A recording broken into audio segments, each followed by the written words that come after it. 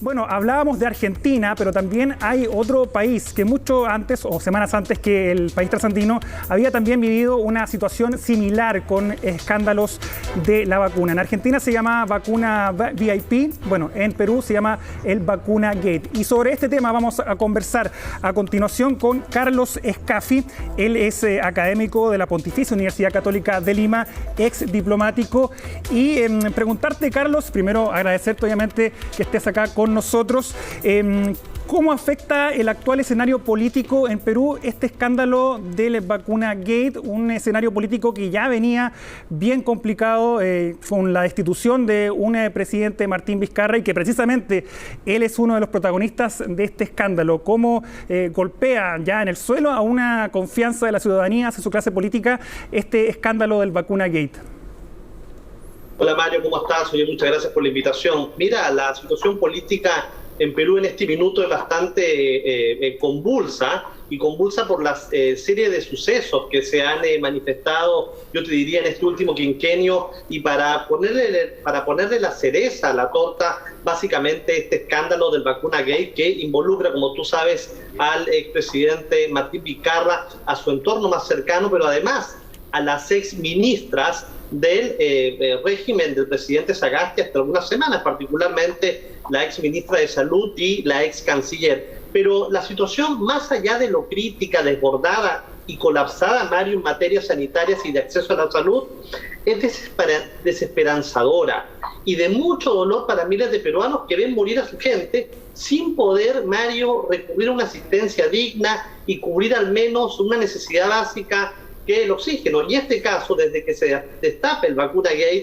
en el Perú han habido grandes revelaciones, se han ido conociendo, y todo esto junto con un clima de indignación y repudio social a la clase política y demás personajes variopintos, que no les importó absolutamente nada los más de 1.3 millones de peruanos de casos totales confirmados, los más de 46.000 muertos por el virus y los 51.500 infectados, y por cierto, los 7 de cada 10 peruanos, Mario, que viven en informalidad y que hoy padecen las consecuencias de tener una economía paralizada. Entonces, todo esto finalmente, todo este descontento, toda esta desesperanza que hay, sin lugar a dudas que se va a traducir de manera importante, creo yo desde mi óptica, el 11 de abril, fecha en la que además son las elecciones en este país. En este minuto, si tú analizas además el panorama electoral, los candidatos no pasan del 10%, no obstante, tienes un 35% que es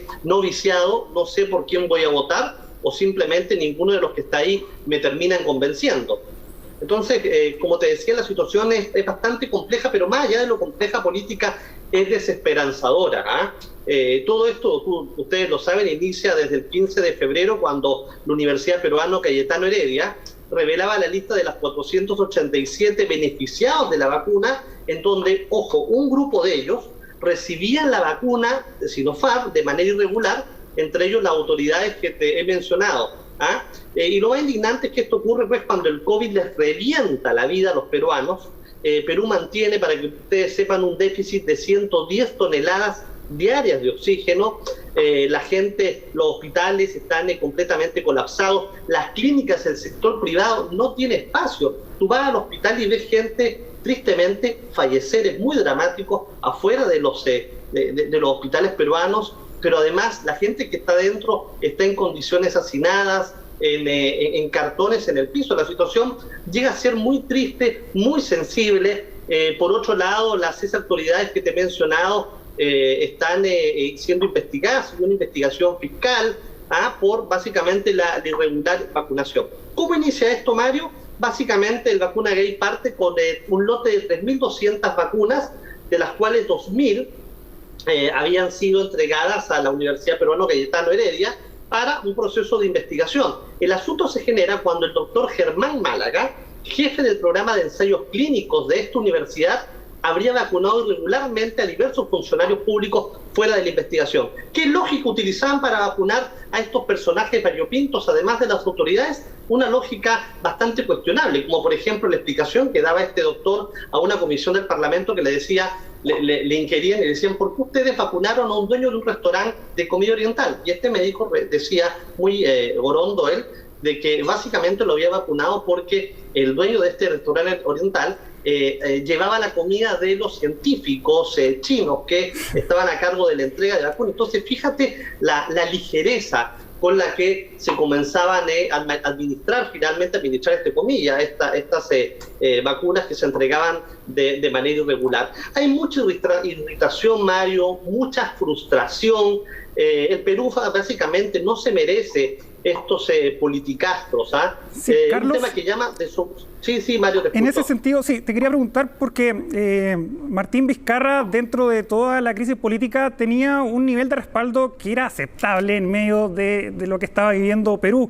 Y en ese sentido, llamó la atención de que haya sido él, hasta ahora, el principal protagonista de este escándalo. O sea, yo creo que en ese momento ahí los peruanos se desmorona la confianza si tienen a un dirigente que tenía un nivel de respaldo alto y es el principal protagonista de este escándalo. ¿Cómo queda la figura de Vizcarra en este momento, que sigue negando responsabilidad, que ha entregado argumentos también bien pobres, defendiéndose de este caso, diciendo que no es ningún delito? ¿Cómo queda la figura de uno de los políticos que hasta hace pocas semanas tenía un nivel de respaldo aceptable dentro de lo que era el escenario político en Perú? Mira, Mario, yo te diría que la figura del presidente Vizcarra a nivel político está en un franco deterioro. Yo no sé si es que él hoy, al día de hoy, logre los votos suficientes para ser congresistas. Además de, tú lo sabes, comunicaciones, percepción, la imagen irradiada que consecuencia de la ventilación de este caso lo ha perjudicado de manera importante, pero por otro lado, tienes además la variante política al interior del partido que finalmente lo acoge a él. Somos Perú han pedido básicamente el alejamiento de la figura del presidente Vizcarra y también de quien estaría pretendiendo llegar a la presidencia de la República con este partido político. Pai Vizcarra apunta a ser congresista y esta iniciativa general, de alguna forma él pretendía llegar con eso a la presidencia del Congreso. Hoy las condiciones son adversas y mucho más, además, las explicaciones que ha dado el presidente Vizcarra después de haberse descubierto todo este andamiaje que se había montado. Señala él que no hay ningún delito en haberse vacunado de manera irregular contra el COVID. Entonces esto sin duda genera mucha rabia, genera mucho encono, genera en un país además que, oye, si tú te enfermas de COVID hoy, en este minuto, Mario, la situación es crítica, pero crítica extrema, porque no tienes dónde ir, pero además ni siquiera tienes oxígeno. Entonces, respondiendo a tu pregunta, la situación para Vizcarra no es buena en este minuto. El panorama para el expresidente es gris. Carlos, y bueno, tú mencionabas que se vienen elecciones en solo semanas en Perú.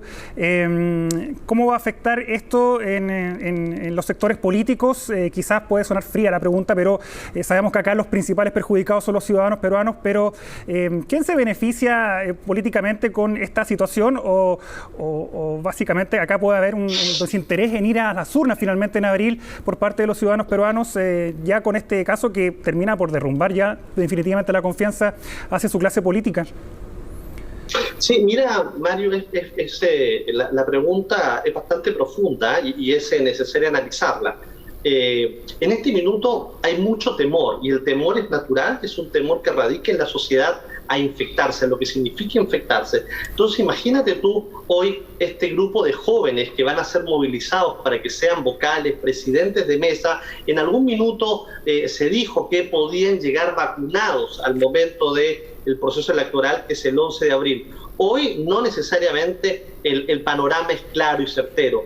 Entonces eso de alguna forma podría jugar en contra, no solamente para que las mesas electorales no estén armadas el día de la votación, sino que por otro lado tienes una población que va a tener mucho temor en acercarse a votar, claro. Y si bien es cierto, acá ustedes lo saben, la votación en Perú no es voluntaria, hay una sanción si es que la persona, si es que el elector no cumple el derecho a voto, pero yo te aseguro que algún porcentaje de la sociedad peruana va a estar dispuesto a pagar lo que signifique el arancel por no votar, y otro sector seguramente no irá.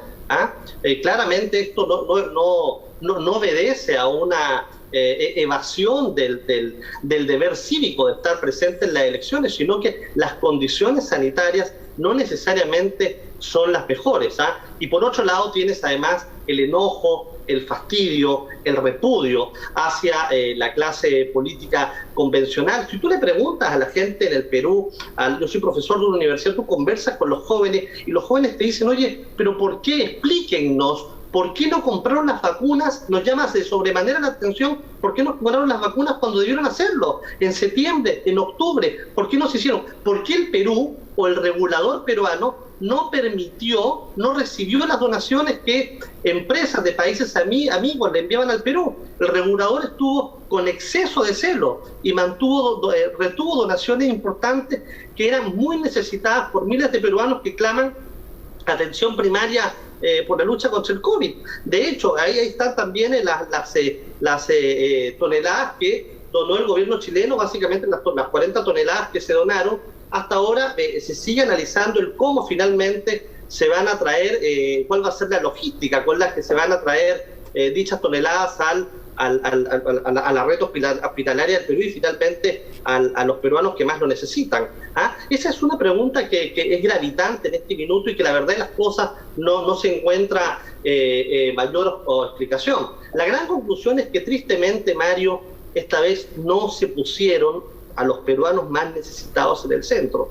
Y eso es lo que yo te diría desde mi óptica, por cierto, le juega en contra al expresidente Vizcarra, ¿no? Y sobre todo en este panorama electoral que te vuelvo a decir, el 35% hasta ahora no sabe por quién va a votar. El candidato más alto tiene un 10% y después tienen otros 8 y 6%. Entonces no necesariamente son representativas estas cifras, estas aprobaciones iniciales.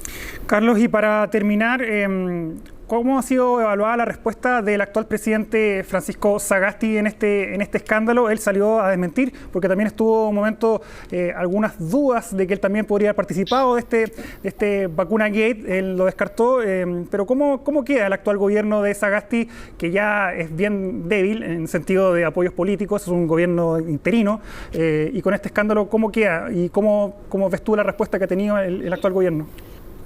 Mira, Mario, primero Sagasti es el cuarto presidente de este quinquenio. Él se ha autodenominado un gobierno de transición en estos 8 meses que desde que él asume hasta la entrega del poder el 28 de julio. Y la verdad que la percepción que hay en este minuto de la respuesta es que no necesariamente ha sido una respuesta oportuna. Por el contrario, la administración de Sagasti se ha enfatizado que es un gobierno de transición, y más allá de la transición, lo que los peruanos quieren y necesitan en este minuto es ejecución.